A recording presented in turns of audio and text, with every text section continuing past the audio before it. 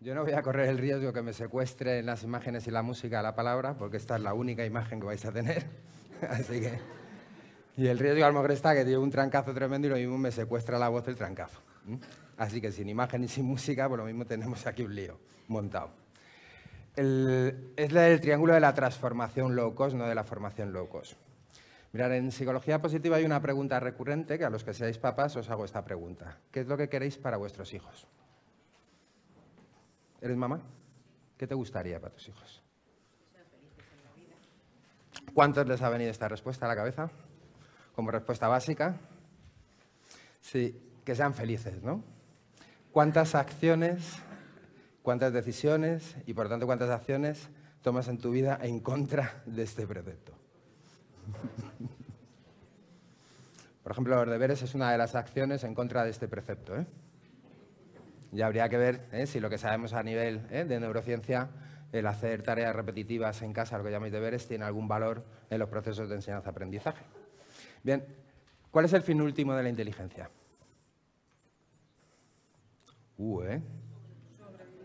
Sobrevivir. Qué pocas expectativas tienes. El fin último de la inteligencia es ser felices. Fíjate, hay una coincidencia por instinto, ¿no? Es decir, que lo que tú quieres para tus hijos es que sean felices, ¿no? Y el fin último de la inteligencia es que seamos felices. ¿En qué sentido que seamos felices? Saber tomar decisiones y no perjudicarnos con las decisiones nos lleva a la felicidad o la infelicidad. Saber tomar decisiones y que no nos perjudiquen las decisiones nos lleva a la felicidad o a la infelicidad. A la felicidad. Saber resolver problemas complejos, porque la vida adulta es lo que tiene, constantemente resolviendo problemas complejos que nadie nos ha enseñado a resolver, nos lleva a la felicidad o a la infelicidad. Saber gestionar nuestras emociones y que no nos secuestren constantemente nos lleva a la felicidad o a la infelicidad. Bueno, pues todo parece que va a girar en torno a que vayamos hacia la felicidad, ¿no? Bien, el proceso, tengo nada más que media hora, con lo cual os voy a contar un poco por dónde me muevo yo, cuáles son mis intereses y qué es lo que estamos intentando hacer, ¿no? Ayer tomándome unos vinos, comentaba que estamos en estos foros constantemente de la educación y las neurociencias y tal, y estamos poniendo el foco fundamentalmente en el tema metodológico. Y a mí esto me está haciendo entrar en crisis, sobre todo en el último año. Y os explico por qué. Porque yo creo que hay que hacerse 3 preguntas primero antes de entrar en el tema metodológico. La primera pregunta es, ¿para qué enseño algo a los chavales? ¿Para qué enseño algo? Una vez que encuentre respuesta a esto, al para qué enseño algo a los chavales, tengo que pensar en qué les tengo que enseñar. Y por último, el cómo lo tengo que hacer, ¿no? Y estamos en los foros de educación y de neurociencias y tal, siempre poniendo el foco en el cómo. Digo, joder, es construir la casa por el tejado. Estamos en el cómo, es construir la casa por el tejado. Y entro en otra situación crítica y es, ponemos el foco en formarnos en metodologías relacionadas con cooperativo, aprendizaje por proyectos, todo lo que queráis.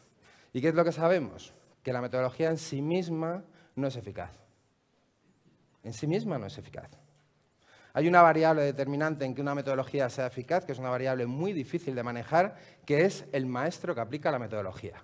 Con lo cual, así que consigue 100 maestros iguales, con las mismas competencias para manejar esa metodología. Y la otra variable que es muy interesante es en qué momento del proceso de enseñanza-aprendizaje estoy utilizando la metodología. Porque la misma metodología puede ser muy poco eficaz porque lo estoy aplicando en un momento del proceso que esa metodología no es eficaz. Pero no, aquí trabajamos por proyectos. Y bueno, pues muy bien. Y en cooperativo. Pues estupendo. Y entonces estas preguntas son las que yo creo que tenemos que responder, ¿no? Me decía al final del curso pasado, mi sobrina Mayara, con 9 años, me decía, tío, soy un crack en matemáticas. Y bueno, yo le decía, ¿te vienes con los perros que voy al mercadillo a hacer la compra? Y nos fuimos con los perros al mercadillo a hacer la compra y compré encurtidos, 14 euros y pico, le doy 15 pavos y le digo, calcula la vuelta y a ver si te la dan bien o no. Primera operación fallada. Nos vamos a comprar flores, 17 euros y pico, le doy 20 euros, calcula la vuelta, segunda operación fallada. Voy a comprar fruta, 30 y tantos euros, le doy 50 euros, calcula la vuelta, tercera operación fallada, ¿cómo os lo cuento? Es decir, un crack en matemáticas. tenía sobresaliente en la asignatura, un 9. ¿Para qué le estoy enseñando a esta niña si es incapaz de ser competente? Y entonces, esto es lo primero que nos tenemos que plantear. Al final, cuando hablamos de que los chavales tienen que ser competentes, parece una abstracción que la gente no termina de entender. Mirad, hay 4 procesos, o lo que llamamos funciones superiores del cerebro. ¿Recordáis lo que ocurre en los niños menores de 2 años? ¿Tienen lenguaje? Todavía no ha debutado el lenguaje, están construyéndolo, entienden cosas y tal, pero el lenguaje, el habla, ¿ha debutado? Bueno, la horquilla de la etapa de desarrollo donde debuta, pues el estándar es a los 2 años, ¿verdad? Antes de eso, ¿qué es lo que tienen los niños, los cerebros infantiles? Sistema motor, las funciones motoras, indagan el mundo a través del movimiento, y las funciones sensoriales, captación de estímulos, ¿verdad? Lo llaman etapa sensoriomotora. ¿Qué aparece a los 2 años? Lenguaje, tercera función superior del cerebro.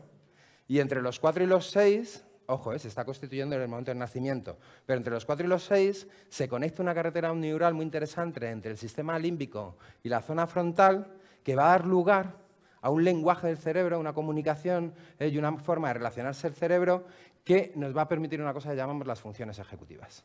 Estas son las 4 funciones superiores del cerebro. No sabemos muy bien cómo, pero coordinándose y colaborando se desarrollan las capacidades mentales. ¿En qué es igual o en qué se parece una pera y una manzana? Esto se hace en la prueba de competencia intelectual WIS. Esta en concreto es para niños de 6 años, así que tranquilo. ¿En qué son iguales o en qué se parece una pera y una manzana? ¿En él? ¿En qué más cosas? El rabito, ¿en qué más cosas? Las pepitas. Bueno, la cosa va regulín.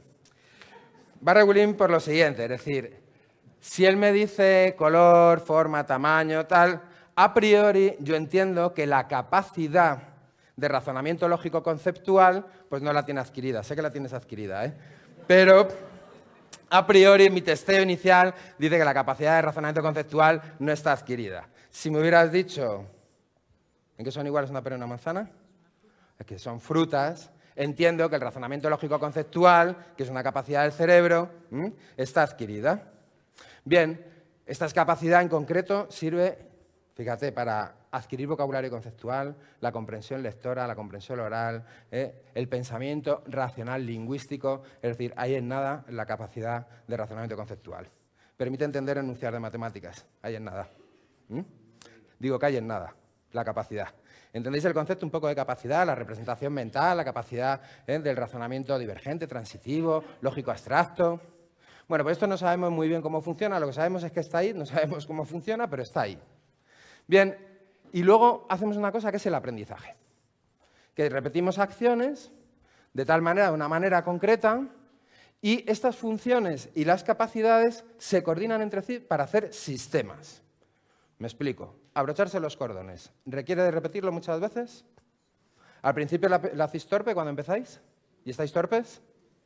Llega un momento que dejo de estar torpe y empiezo a hacerlo bien, pero justo en ese momento, verano. 3 meses de chanclas. Vuelvo a los 3 meses y ¿qué ha pasado? Ah, se ha olvidado. Esto es muy interesante, luego lo retomamos. Se ha olvidado. Pero curiosamente, vuelvo a abrocharme los cordones 3 o 4 días y como por arte de magia, en 5 o 6 días, vuelvo al nivel que lo había dejado. ¿Esto nos llama la atención? Sí, las neuronas tienen capacidad de aprendizaje, memorizan lo que aprenden y, bueno, no tienen que volver a empezar a aprender 3 meses después. Recuerdan cosas que habían hecho antes, con lo cual se reconecta otra vez el sistema más rápido. Bien, para abrocharme los cordones necesito funciones visuales y capacidades visoespaciales que dependen de esas funciones visuales. ¿Y requiero funciones motoras? Sí. ¿Y la conexión de las funciones motoras con las funciones visuales? ¿Y el lenguaje? Pues depende si me han dado instrucciones verbales, ¿no? ¿Y la función ejecutiva? Atención, regulación, inhibición, mantener la información online en la memoria ejecutiva. Y al final desarrollo la capacidad de abrocharme los cordones, ¿cierto? Bueno, pues eso no es una capacidad. Ahí han participado funciones, han participado capacidades, a través de un aprendizaje, una repetición, de una manera determinada, con una carga, con una intensidad. Lo que se desarrollan son sistemas que se conectan y dan lugar a la competencia. Y eso es una competencia. ¿Más o menos? Mira, cuando un niño no comprende bien lo que lee, la tendencia de un maestro es que lea mucho y que haga muchos cuadernillos de comprensión lectora. Digo, bueno, pues eso está muy bien. Pero vamos a ver si este niño tiene bien las funciones que van a permitir que adquiera la competencia mecánica lectora. Vamos a ver si este niño tiene bien las funciones que le van a permitir y las capacidades que le van a permitir la comprensión lectora. Porque si esto no es así, por mucho que tú hagas entrenamiento, es decir, a través del aprendizaje, repetición, no va a desarrollar la competencia. Esto es muy, muy importante, tener en cuenta que lo que estamos haciendo con los niños es las funciones son innatas, pueden estar mejor o peor, gracias al entrenamiento mejoran. Las capacidades mentales no sabemos cómo funcionan, el caso es que funcionan y sabemos que podemos hacer acciones donde entrenamos estas capacidades. El aprendizaje son procesos que podemos programar los profesionales. Y finalmente esto va a desembocar en las competencias. ¿Mi sobrina era competente? Pues mi sobrina no era competente. No se sabía manejar con los céntimos. Con lo cual, en la tarea real, la resolución de problema real, no era competente. Y entre esto es lo que tenemos que buscar con los chavales, que desarrollen competencias. Bien, cuando un niño entra en las aulas de mi centro, lo primero que yo me tendría que plantear es qué quiero que salga de allí. ¿Qué es lo que quiero que salga de allí? Bueno, y me viene al huevo que se dice las ponencias anteriores, ¿no? ¿Qué es lo primero que yo pretendo en un chaval? Que desarrolle la capacidad de aprender a aprender. ¿Por qué? ¿Por qué es necesario esto? Pues mirar, entre otras cosas, porque sabemos que es la primera vez en la historia de la humanidad, la primera vez que cuando los chicos salen de los sistemas formales van a tener que resetear sus conocimientos entre 5 o 7 veces a lo largo de su vida. Es decir, que van a tener que adquirir habilidades, destrezas y conocimientos para poderse desenvolver en la realidad entre 5 o 7 veces. Por lo tanto, ¿es necesario aprender a aprender? Que lo van a hacer entre pares, lo van a hacer ellos solos, lo van a hacer a través de las redes, es fundamental. ¿Para aprender a aprender es necesario el pensamiento crítico? Pues es determinante el pensamiento crítico, porque si yo voy a acceder a información o voy a acceder a conocimientos o a la desarrollo de habilidades o destrezas sin que haya por detrás alguien que lidere eso y que lo gestione, es necesario tener pensamiento crítico. ¿Os cuesta buscar información si no tenéis pensamiento crítico en las redes? No sabéis qué es lo que es válido y lo que no, ¿no? Hay que desarrollar el pensamiento crítico. ¿Y la intuición y la creatividad? Sí, es fundamental. Es decir, en el aprender a aprender, la intuición y la creatividad es fundamental. ¿Esto lo hacemos en las escuelas? ¿Estamos generando escenarios de oportunidad, programamos, diseñamos acciones para potenciar la intuición y creatividad? Esto es determinante, la intuición y creatividad. La creatividad no es que un niño se ponga a dibujar y utilice su imaginación. Entonces, es que es muy creativo. ¿De qué estás diciendo? Vamos a ver qué es la intuición creatividad. ¿Tú sabes cocinar? ¿Sí? Pues no me vales. ¿Tú sabes cocinar? No. Venga, vamos a hacer una cosa que yo hago siempre, Te pongo un reto. El reto es que tienes que confitar 8 alcachofas. Todo el mundo en silencio, nos callamos. Él tiene que confitar 8 alcachofas. Entonces, ¿qué es lo que va a pasar? Que tu cerebro, quieras tú o no quieras, va a poner en juego la intuición. ¿Y la intuición qué es lo que va a hacer? Buscar en el disco duro las memorias a largo plazo, es decir, información que tienes en las neuronas. Vas a buscar información que te ayude a resolver este problema. Venga, ¿qué crees que es confitar? ¿Qué tendrás que hacer? Bien, azúcar, va bien la cosa. Confitar, le suena confit, azúcar, la intuición, va tirando bien, sí señor, ahí está la intuición. Pero ahora tienes que poner en juego la creatividad, amigo, con la intuición solo no vale, porque tienes que confitarlas. ¿Qué harías? Entendiendo que en tu intuición te dice que aquello hay que echarle azúcar y que lo tienes que endulzar. ¿Qué harías con las alcachofas?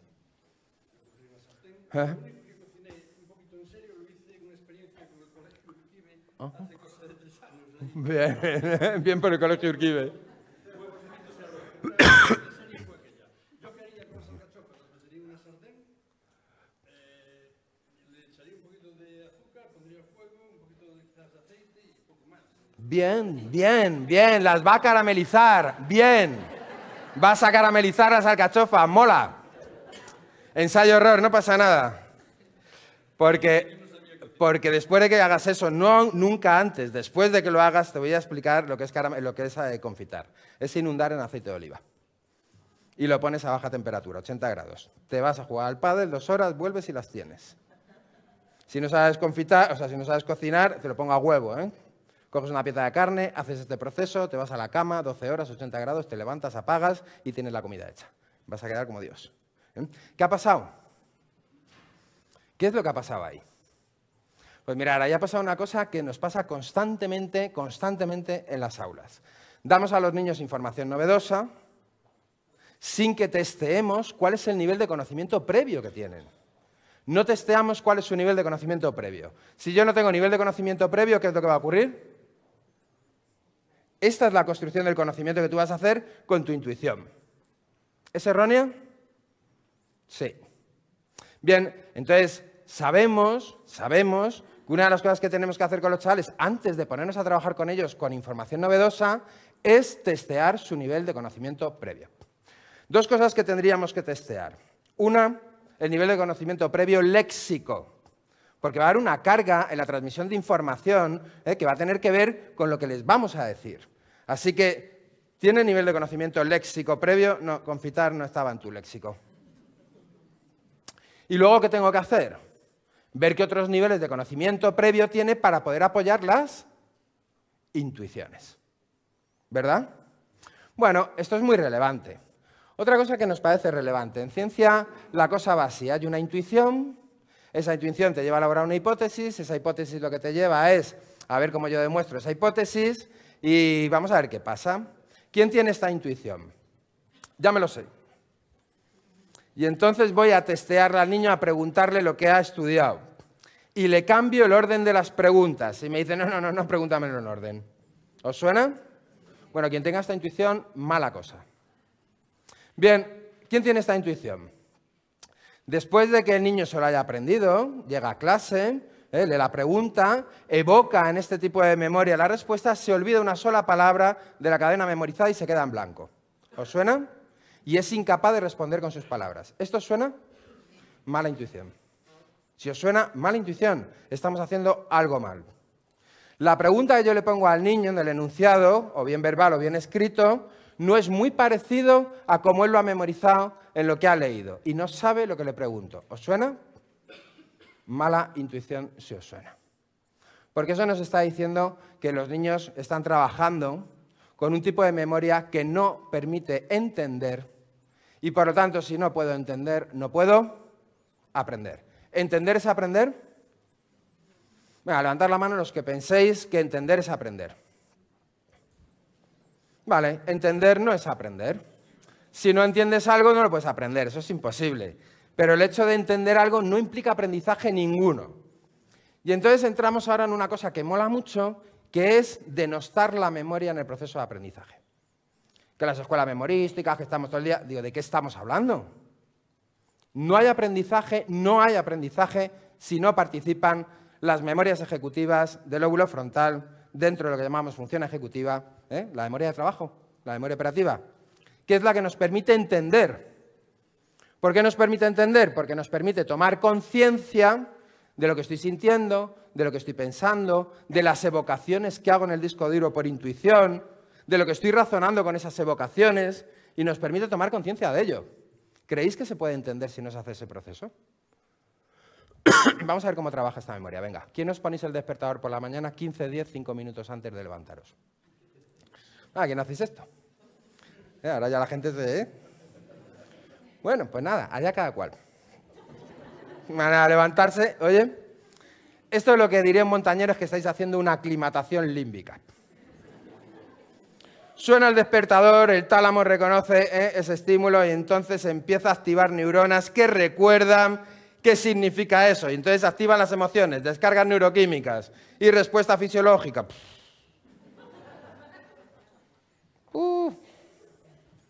¿Qué hace el pensamiento? Inconsciente, involuntario. ¿Recordáis Kahneman? ¿Qué hace el pensamiento de forma inconsciente e involuntaria? Venga, pues no me ducho hoy, no desayuno, me quedo un rato más en la cama. Siempre a favor de la emoción. Es una peculiaridad adaptativa del cerebro. ¿Qué hace la función ejecutiva? Se activa el lóbulo frontal y entonces empiezo a tomar conciencia en la memoria ejecutiva de lo que estoy sintiendo, lo que estoy pensando, pero también tomo conciencia de qué consecuencias tiene eso. Y empieza un diálogo racional, consciente, de venga, tío, no seas cerdo, dúchate, que ya no te duchaste, que por 5 minutos pillas todo el atascazo, que no merece la pena. Y eso lo que provoca es que tú puedas gobernarte a ti mismo y tomar decisiones conscientes, inteligentes, que generan buena adaptación al problema. Por eso la función ejecutiva es determinante en los procesos de aprendizaje. Y generar aprendizajes con los niños, señores, es un hecho explícito. Explícito. No podéis dar por hecho las cosas. Es explícito. Que implica que yo no puedo dar por sentado que está habiendo un buen desarrollo de la función ejecutiva.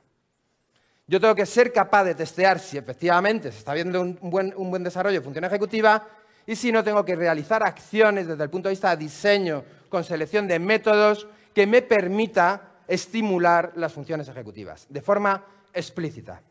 No darlo por hecho, porque son fundamentales en los procesos de aprendizaje, en las tomas de decisiones, en regular las emociones, es decir, en adaptarme al entorno y tener oportunidades de ser feliz, que es de lo que se trata. ¿Más o menos? Bien, hay una cosa que hemos detectado, esta memoria, ¿os mola la del papagayo que decían las abuelas? Pues sabemos que esta memoria tiene 72 horas de durabilidad, de media, Pérdida de más del 50% de la información en ese tiempo, a los 10 días persiste como un 5% de información. Está muy bien, ¿eh? ¿Entender es aprender? No. Si no entiendo, ¿puedo aprender? No. Esto es muy fácil de entender.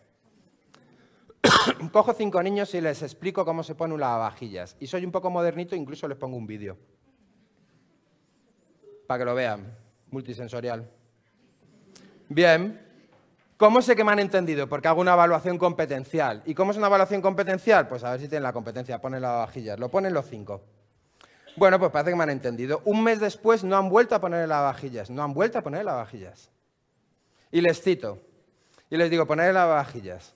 Y solo uno se acuerda de cómo se ponía lavavajillas. ¿Quién ha realizado un aprendizaje? Es decir, ¿quién mantiene la información en sus redes neurales que le permiten revocar esa información para resolver el problema? Uno. Solo uno tiene el aprendizaje realizado. Los otros no han realizado ningún aprendizaje. Por lo tanto, un dispositivo básico de los procesos de aprendizaje, en cualquier proceso de aprendizaje, son las memorias. Y un maestro tiene que entender, cuando está en una fase del proceso de aprendizaje, qué tipo de memoria está participando ahí.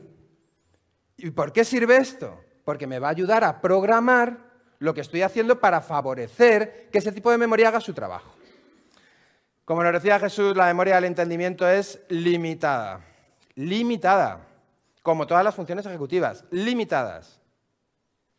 Y nos tiramos 20 minutos seguidos dándoles una clase magistral a los niños. Con la memoria del entendimiento limitada. Sí, la media, por desgracia, aquí no, pues sois todos muy modernos. Y entonces sois los atípicos.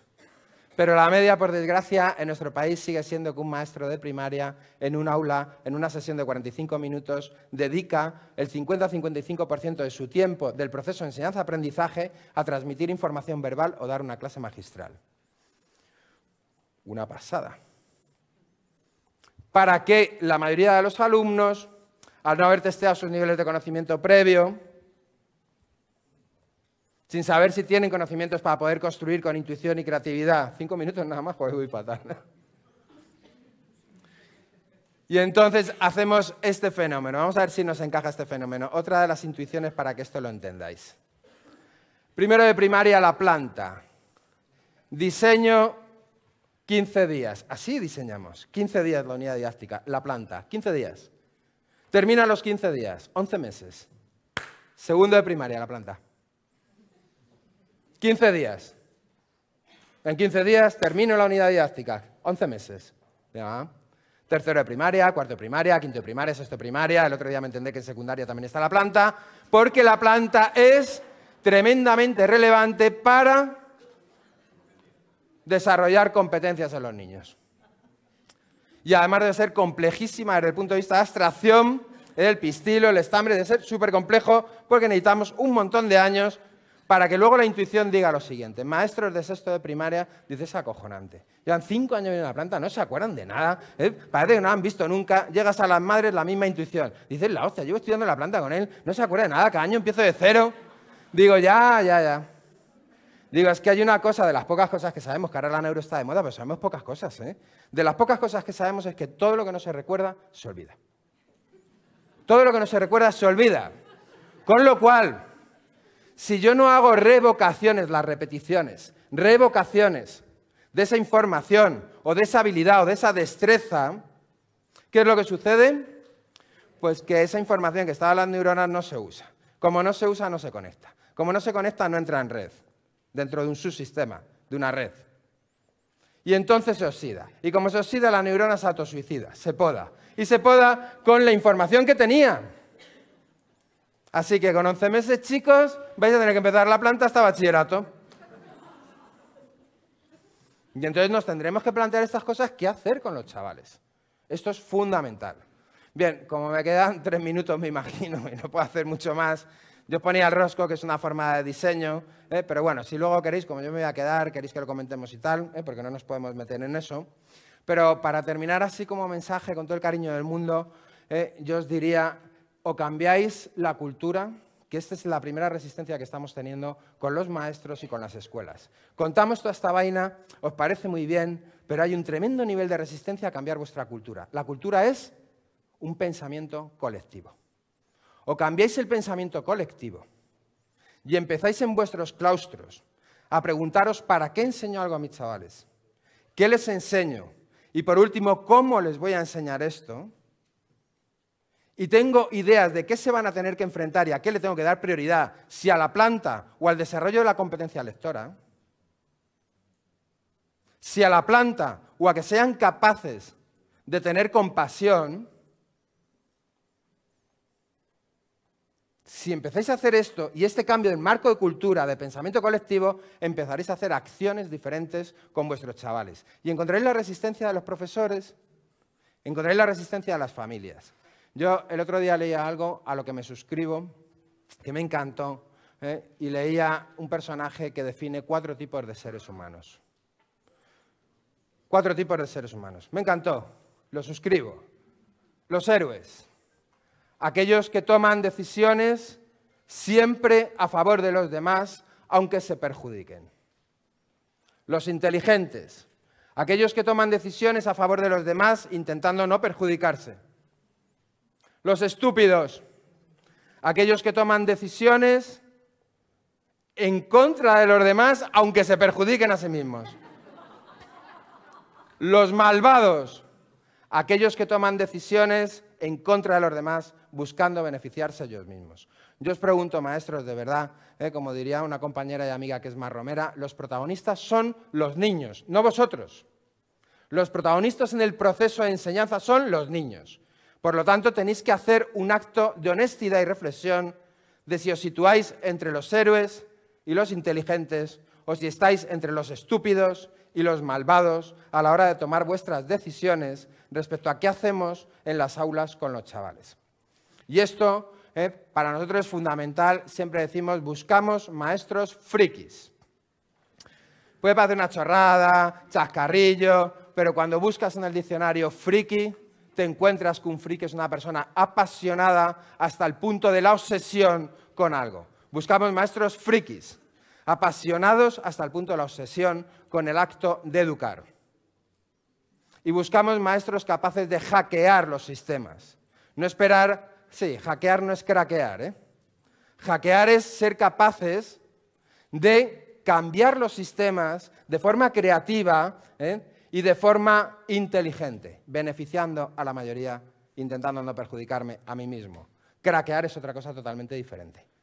Craquear es putear el sistema y que el sistema se pudra. Entonces, esto es lo que buscamos. Entonces, cuando hablamos de neuroeducación, todo esto está muy bien, pero busquemos el triángulo de la transformación low cost, y con esto acabo. ¿Voy a pasar de tiempo cuánto? Muy bien, puedo, ¿no? Ah, vale. Triángulo de la transformación low cost. Yo me voy a traer a los compañeros las próximas charlas porque es que me vienen de puta madre. Así yo me puedo dedicar al tema motivacional y hacen esto en la parte científica.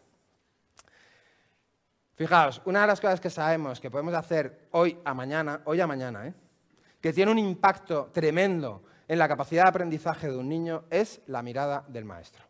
Primera pata del triángulo de la transformación low-cost. La mirada del maestro. Es decir, la capacidad que yo tengo como maestro de transmitirte a ti la confianza y la seguridad que con tu esfuerzo, tu trabajo, mi acompañamiento, mis conocimientos, vas a conseguir mejorar independientemente de tu punto de partida funcional y de capacidad, gracias a la plasticidad cerebral y los factores de motivación. Esto sabemos que funciona de esta manera. ¿Lo habéis vivido? Niño atascado en una asignatura, una mirada tóxica de su maestro, no da pie con bola, la confianza por los suelos, tenemos la suerte que se pone enfermo, le cambian de maestro, cambia la mirada y de repente florece. Segunda pata de la transformación low cost, la mentalidad de crecimiento. Esto que explicaba Jesús antes.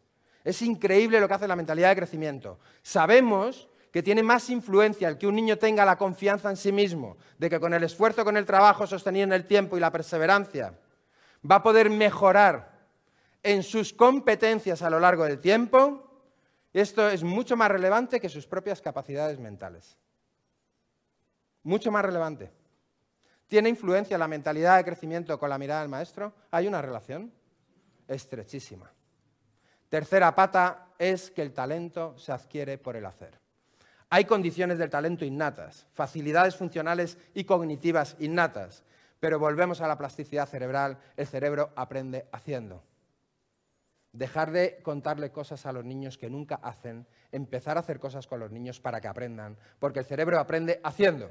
Y por las miles de horas del hacer, las capacidades y las funciones mentales mejoran y mejora el desarrollo de las competencias. Y esto no hay excusa porque no tiene nada que ver con el aumento de la inversión en educación, no tiene nada que ver con los cambios de las políticas educativas, no tiene nada que ver con tener un director pro o un rancio. Tiene que ver con una actitud personal del tío que está educando a niños en un aula, o que está educando a niños en un tatami, o que está educando a niños en un escenario de ocio y tiempo libre. Es una actitud personal.